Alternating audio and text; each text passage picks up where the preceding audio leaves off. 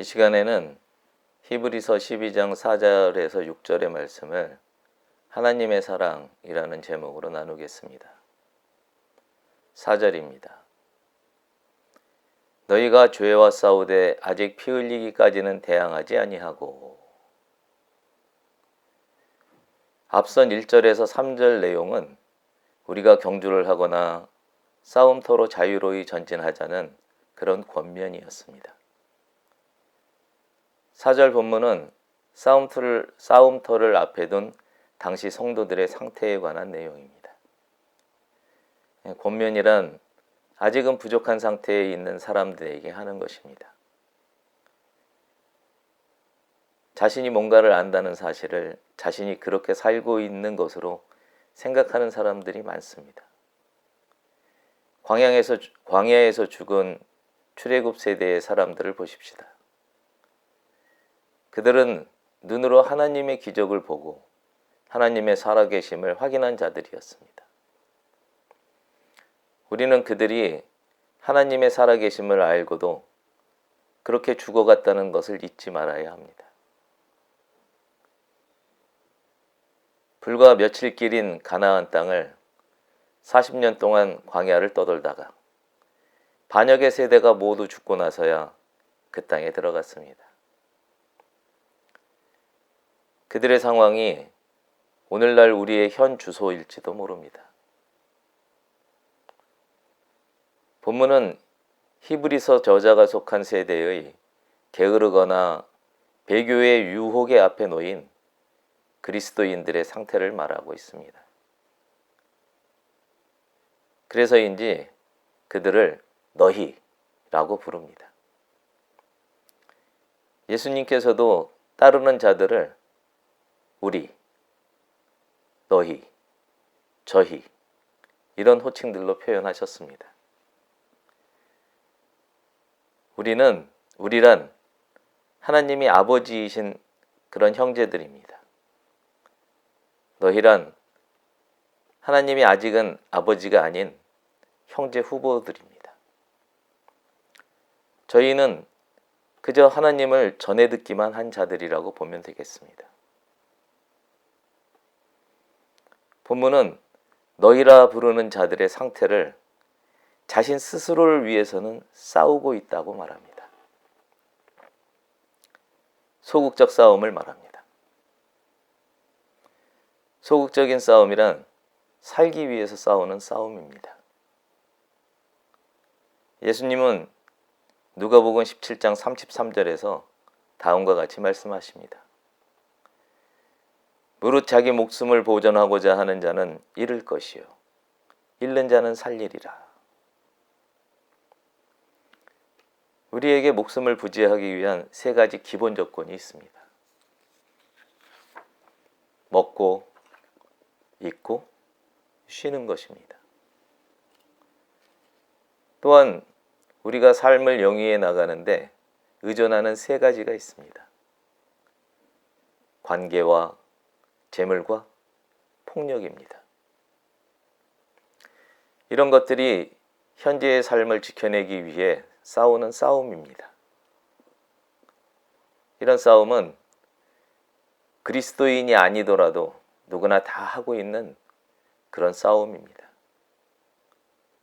살기 위해서 스스로 허우적거리며 분투하지만 천국을 사모하는 믿음을 위한 싸움이 아닙니다. 이어 본문은 너희가 아직까지 피 흘릴 정도로 죄에 대항하고 있지는 않다고 말합니다. 죄란 무엇입니까? 하나님께 순종하지 않는 것입니다. 예수님의 길을 가지 않는 것입니다. 예수님은 하나님과 동등함을 당연히 여기지 않고 하나님께 순종했습니다. 우리와 같은 모습으로 종의 신분을 자처하여 이 땅에 오셨습니다. 그 예수님이 하신 하나님을 향한 순종의 마지막이 무엇입니까? 십자가입니다. 피 흘림입니다. 십자가와 피 흘림이 예수님께는 쉬웠을까요? 절대로 아닙니다. 주어진 기회가 단 한 번뿐이었기에 그 길을 가기 위해 땀이 피가 되도록 기도하셨습니다. 그러나 진정으로 마지막 순종은 생명으로의 부활입니다. 신으로 부활하신 게 아니라 다시 사람의 몸으로 부활하셔서 제자들과 함께 먹었습니다. 아마도 구원 사역이 완성되는 날까지 사람의 몸으로 하나님 우측 보좌에 계실 것입니다. 여러분, 죄에 대항해서 피 흘려 죽지 않고는 생명의 부활을 기대할 수는 없습니다. 앞서 이 피 흘림에 관한 두 가지를 말한 바가 있습니다. 그 하나는 형장에서 죽어가는 것이고, 다른 하나는 형장에서 죽어간 이들과 형제라는 것을 공공연히 하는 것입니다. 진정 의에 줄이고 목말라 하는 것입니다. 그런데 피 흘려 죄에 대항하는 것은 고사하고 성령님과 동역을 하고도 배교한 자는 어떻게 되겠습니까? 그가 기대할 수 있는 것은 생명의 부활이 아닌 심판의 부활뿐입니다. 그는 아직도 사람의 몸으로 계신 예수님을 다시 십자가에 못 박았기 때문입니다. 그러니 여러분, 우리가 다른 것은 몰라도 배교하는 것만은 피하기를 주님의 이름으로 당부합니다.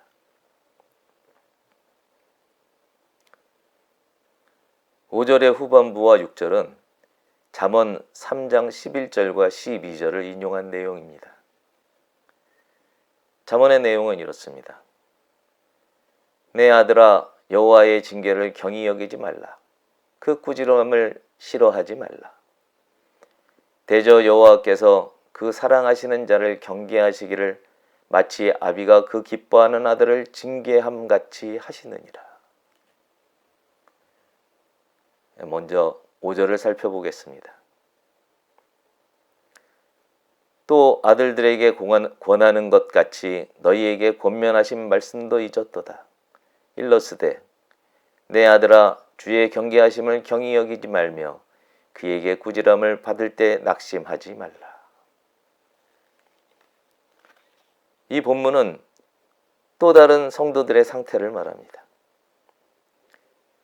하나님이 하시는 권면의 말씀을 잊은 채로 살아가고 있다는 것입니다. 그 권면의 말씀은 하나님이 너희라 불리는 그 어느 누구 하나도 모두 아들이라 여기며 하는 말씀입니다. 권면이란 말이 아들을 향한 것이라면 아들을 사랑하는 부모의 심정에는 아마도 애원에 가깝지 않을까 생각합니다. 권면의 말씀은 두 가지입니다. 이 말씀은 잠언 3장 11절에서 온 것입니다. 첫째, 주님의 징계를 언제라도 가볍게 여기지 말아야 합니다. 징계는 허물 따위를 뉘우치도록 주의를 주고 나무라는 것입니다. 그 목적이 품성이나 도덕 따위를 가르쳐 기르도록 훈육하는 데 있습니다. 그런데 더구나 이 징계는 하나님의 말씀으로부터 오는 우리 주님의 징계입니다. 우리 주님이 어떤 분입니까? 예수님은 짐짓 외식하듯 순종하신 분이 결코 아닙니다.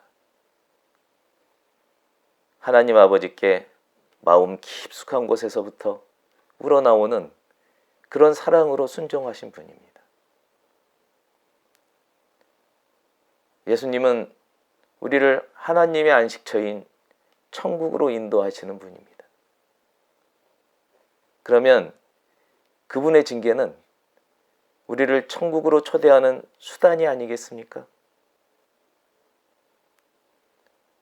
그러니 그 징계를 가볍게 여긴다면 그 결과는 예수님을 업신여기는 것이 됩니다. 그분을 십자가에 다시 못 박는 결과가 될 수도 있다는 것입니다.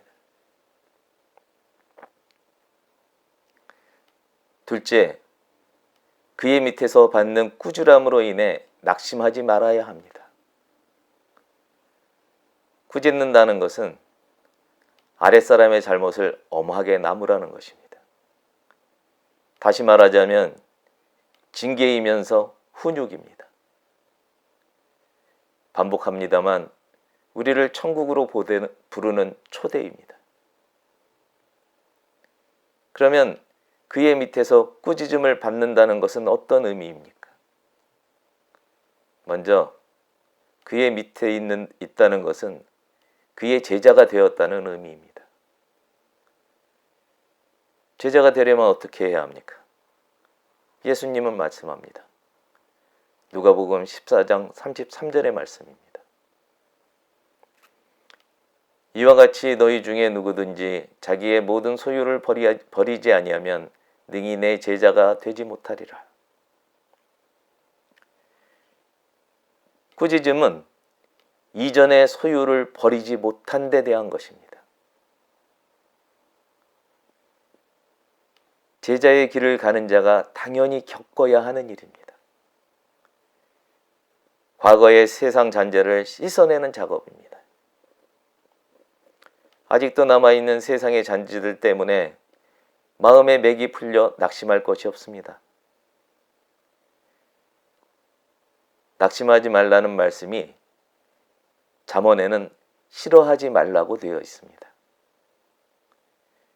그러니 낙심하지 말라는 말은 싫어하지 말라는 의미로서 오히려 좋아하고 기뻐해야 할 일이라는 뜻이 됩니다. 더욱 깨끗해져 가는 것입니다. 여러분, 우리는 깨끗해져서 예수님께 나아가는 게 아닙니다. 예수님께 나아가기 때문에 깨끗해집니다. 이 사실을 깨닫는 여러분 되기를 주님의 이름으로 축복합니다. 이제 6절입니다. 이 내용은 잠언 3장 13절의 인용입니다.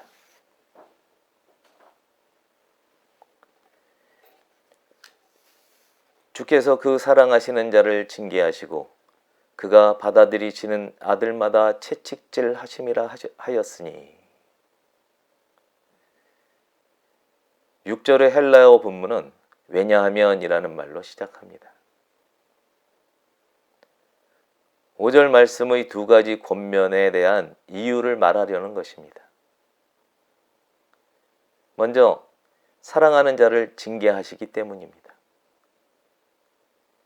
이 징계는 진리가 기준이 됩니다. 진리는 생명으로 인도하는 바른 길을 말합니다. 그 바른 길은 우리를 하나님께 이르도록 인도합니다. 하나님이 계신 곳은 천국입니다. 사랑은 그 상대를 자신보다 우선하는 것입니다. 하나님이 계시는 곳은 천국이지만 하나님은 그 천국을 자신을 위해서 만드신 게 아니라 우리를 위해서 만드셨다는 것입니다. 간혹 사람들 사이에도 징계가 필요합니다. 그러나 마찬가지로 그 기준은 하나님의 말씀을 떠나지 않는 범위에 있어야 합니다. 사람의 판단에 의한 징계는 하나님의 뜻과 크게 다를 수 있다는 데 주의해야 하는 것입니다. 한 가지 이유가 더 있습니다. 주님은 그가 받아들인 자를 채찍질하십니다. 채찍은 말이나 소를 모는 데 사용하는 물건입니다.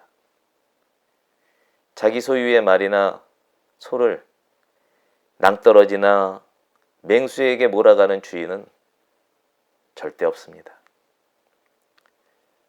먹을 만한 풀밭이나 물가나 잠자리로 몰아갑니다. 먹이고 쉬게 하는 것입니다. 채찍질이란 비유로서 급하게 또는 다그쳐서 그렇게 해야 하리만큼 안타까움 속에서 재촉하는 격려를 의미합니다. 재해나 맹수로부터 가축을 안전한 곳으로 몰아가는 모습입니다. 이것이 예수님과 하나님께서 자녀 삼은 자들을 사랑하는 방법입니다. 우리가 선을 행할 때, 곧 하나님의 뜻을 행할 때 그 일로부터 멀어지거나 떨어져 나가게 하는 것은 고난임에 분명합니다. 분명하게 고난인 것입니다. 그러나 우리가 죄나 악을 행할 때 그 행로를 막거나 이탈하게 하는 것은 고난이 아니라 고침이 됩니다. 저와 여러분이 고난과 고침을 구분해서 고침받기를 더욱 기뻐하는 하나님의 자녀 되기를 주님의 이름으로 축복합니다.